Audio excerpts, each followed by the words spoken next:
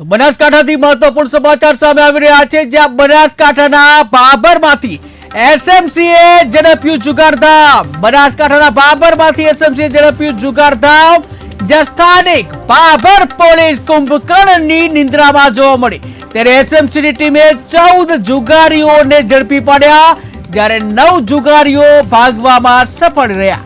જ્યાં બાબર પોલીસ મથકે કુલ 25 જુગારીઓ સામે આવ્યા છે।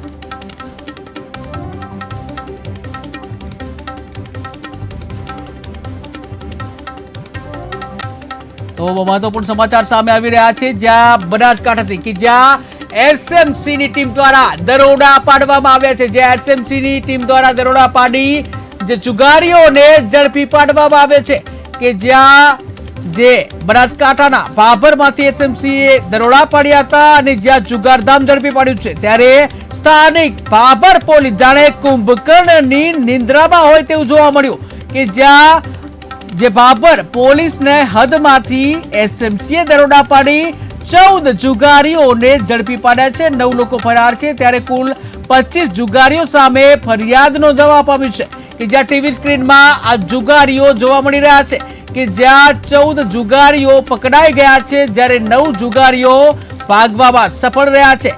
ત્યારે આ કામ જે છે બાબર પોલીસનું હોય છે, પરંતુ બાબર પોલીસ જે છે જાણે કુંભકર્ણની નિંદ્રામાં હોય તેવું જોવા મળી રહ્યું છે। એસએમસી ખુદ આવી અને ત્યાં રેડ પાડી જુગારધામ ઝડપે છે, ત્યારે ક્યાંક ને ક્યાંક બાબર પોલીસ ઉપર પણ પ્રશ્નો ઉઠે છે કે આખરે શા માટે આવા જુગારધામ ચાલતા હશે, કે જ્યાં પોતાને પણ ખબર ના હોય અને બહારની ટીમ રેડ કરી અને જુગારધામ ઝડપે। ત્યારે બાબર પોલીસ માટે શરમની ઘટના કહેવાય, કે જ્યાં પોતાના જ વિસ્તારમાં જ્યારે જુગારધામ ચાલતું હોય અને આ જુગારધામ અન્ય ટીમ આવી અને તપાસ કરીને ઝડપે, ત્યારે બાબર પોલીસ સામે જે કહી શકાય શરમની આ એક ઘટના કહી શકાય। અને આ સાથે ઘણા પ્રશ્નો પણ થઈ શકે કે શું બાબર પોલીસને જે હપ્તા મળતા હશે આ બાબતે, કે જ્યાં આ જુગારધામ કેમ ચાલતો હશે, કેમ તેઓને જે નજર આ જુગારધામ ઉપર ના પડી।